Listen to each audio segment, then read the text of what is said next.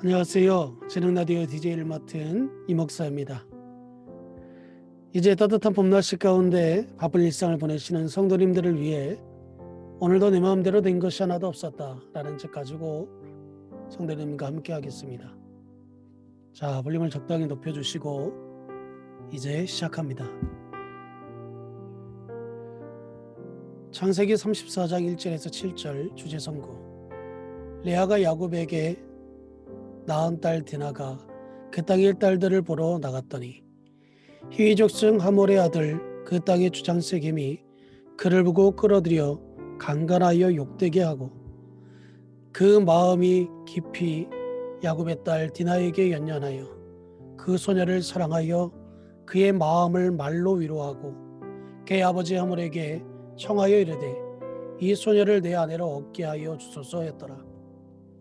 야곱이 그 딸 디나를 그가 더럽혔다 함을 들었으나 자기 아들들이 들에서 목축함으로 그들이 돌아오기까지 잠잠하였고 세겜의 아버지 하몰은 야곱에게 말하러 왔으며 야곱의 아들들은 들에서 이를 듣고 들어와서 그들 모두가 근심하고 심히 노하였으니 이는 세겜이 야곱의 딸을 강간하여 이스라엘의 부끄러운 일 곧 행하지 못한 일을 행하였음이더라.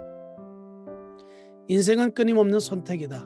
그리고 그 선택에 따르는 결과가 반드시 뒤따른다. 하나님을 믿는다면 하나님 중심으로 새로운 가치관의 선택들이 나타난다. 그 선택들이 하나님을 기쁘시게 한다. 하지만 죄를 택하고 나 중심으로 한 선택들은 영을 죽인다. 나쁜 선택으로 시작해서 최악의 선택까지 악순환으로 살 수는 없다. 디나에게 일어난 비극. 디나의 나이는 14세에서 15세 정도로 추정된다. 성경은 디나가 그 땅의 딸들을 보러 나갔다가 말씀한다. 이 부분은 아주 중요하다. 이스라엘의 풍습은 우리나라와 비슷하다.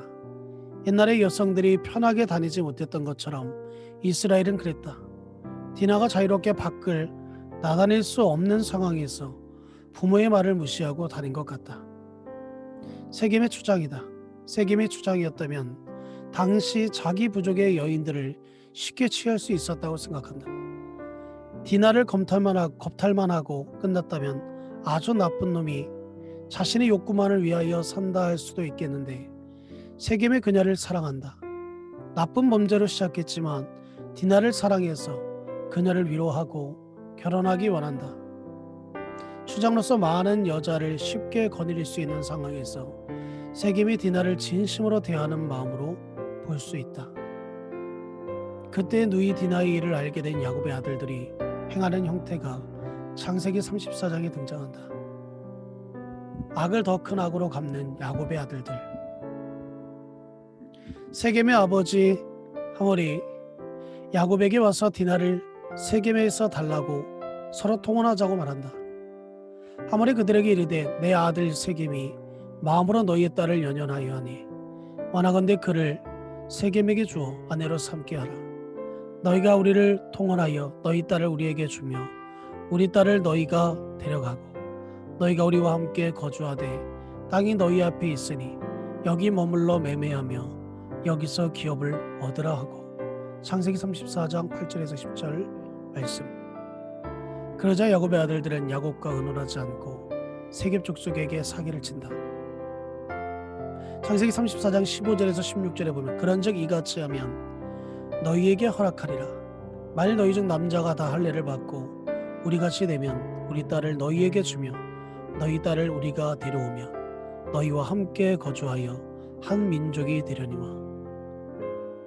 우리와 결혼하려면 너희들이 다 할례를 받아야 한다라고 말하여 그들이 할례를 받게 하고 할례 후 3일째 되던 날 그들이 아파서 잘 움직이지 못할 때 쳐들어가서 다 죽이고 아내와 자녀들을 사로잡고 그들의 재산을 몰수해버린다.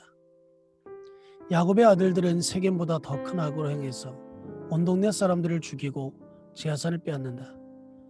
그 어떤 이유로도 세겜의 행동이 정당화될 수 없다.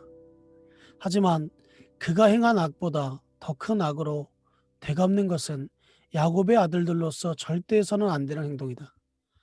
악은 더 큰 악을 낳을 수밖에 없다. 악을 악으로 대하면 악이 커진다. 성경은 악을 악으로 갚으라고 말씀한 적이 없다. 하나님은 악을 선으로 갚으라고 말씀하신다. 그 이유는 나에게 맡기라고, 내가 공정한 심판자이니 나한테 맡기고 너는 죄를 짓지 말라고 하셨다. 대저 여호와는 우리의 재판장이시요 여호와는 우리에게 율법을 세우시니요 여호와는 우리의 왕이시니 그가 우리를 구원하실 것입니다. 이사야서 33장 22절 말씀. 야곱의 가족은 누구보다 용서를 체험한 사람들이다. 에서의 공격에서 하나님의 은혜로 에서와 큰 화해를 할 수 있었고 매 순간마다 하나님의 동행하심으로 고비를 넘겨왔다. 그러나 지금 여기는 야곱이 에서에게 약속했던 장소가 아니다. 야곱은 자신의 결정을 통해 하나님을 두려워하며 약속을 지키는 모습을 자녀들에게 보여주지 못했다. 그리고 그런 야곱의 아들들은 그들의 힘과 머리를 믿으며 결정했다. 우리 가족에게 악을 행하면 죽음을 당한다고 힘으로 밀어붙였다. 그들은 이 결정을 의를 행하는 방법이라고 생각했을 것이다. 선을 악으로 갚는 모습이 세상에 많다. 세상 사람들과 똑같이 선택하기는 아주 쉽다. 그러나 인생을 그냥 그렇게 살 수 없는가에 성경은 깨어있으라고 명령하신다. 우리는 악을 선으로 갚으며 거꾸로 가는 사람들이다. 나에게 악을 행한 사람에게도 선으로 갚는 것이다. 우리는 십자가를 지고 주님을 따르는 좁은 길을 간다. 그래서 대다수의 사람들은 주를 따르지 못한다. 그러나 주를 따르는 소수가 세상을 변화시킬 수 있다. 하나님의 계획과 하나님의 임재 때문이다. 좁은 길을 걸어가라. 용서의 길도 좁고 좁은 길이다. 하나님의 말씀 없이는 능력이 되더라도 나의 능력으로 문제를 해결하고 하지 말자. 하나님의 말씀을 따르고 기다리자. 그 기다림의 시간이 무거운 십자가를 지는 시간이랄지라도 묵묵히 순종하는 그 한 사람이 세상을 변화시킬 수 있다. 살면서 받아들이기 쉽지 않은 것 중 하나는 사람들의 무시다. 하지만 그럴지라도 감사히 여기자.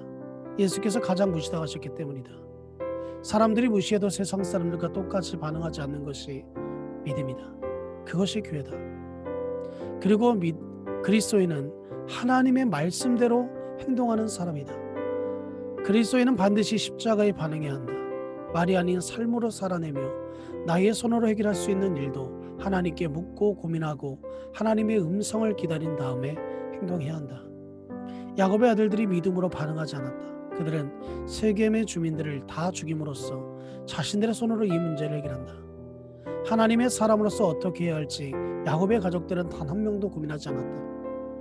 야곱이 베델에서 하나님을 나의 하나님으로 고백했다. 할아버지의 하나님, 아버지의 하나님이 베델에서 나의 하나님이 되셨다. 그리고 야복 강가에서 하나님을 붙잡았다. 그럼에도 불구하고 야곱이 어떻게 살았으면 자녀들 중에 온전하게 하나님을 만난 사람이 한 명도 없단 말인가? 자신의 아버지를 속이고 사기치고 악을 행했던 사람이 누구인가? 야곱이다. 그 야곱의 아들들도 똑같이 행한다. 자녀 교육은 말로 하는 게 아니다. 신앙생활도 말로 하는 게 아니다. 삶으로 하는 것이다. 이것은 정말로 중요하다. 공부하라고 100번 이야기하는 것보다 부모가 아이들 앞에서 공부하는 모습을 보여주면 된다. 아이들에게는 공부하라고 하고 부모는 TV를 보며 웃고 있으면 당연히 공부가 안 된다. 신앙생활이 예배드리고 끝나는 것이면 얼마나 쉽겠는가. 신앙생활의 어떤 교양, 과목을 듣는 것 같이 듣는 것으로 끝나면 누구든지 진짜 크리스천이 될 수 있을 것이다. 그러나 신앙생활을 할수록 진짜 믿음을 지킨다는 것이 얼마나 힘든 영적 전쟁인지 체험하게 된다. 삶 속에 온전한 선택과 온전한 붙잡음이 있어야 하나님이 보시기에 아름다운 일들을 행할 수 있다. 그저 예배드리는 것에 만족하지 말고 교회에서 어떠한 사역을 한다고 만족하지 말고 자신이 온전하게 신앙생활하는지를 확인하자. 그래야 신앙이 새롭게 일어난다. 아멘. 이것으로 이 목사가 추천하고 대신 읽어주는 지능 라디오 11번째 시간을 마치겠습니다. 오늘도 우리 사랑하는 성도 여러분의 삶과 가정과 여러분들이 있는 그 모든 있는 장소에서 하나님의 은혜가 차고도 넘치시기를 주님의 이름으로 축복합니다. 감사합니다.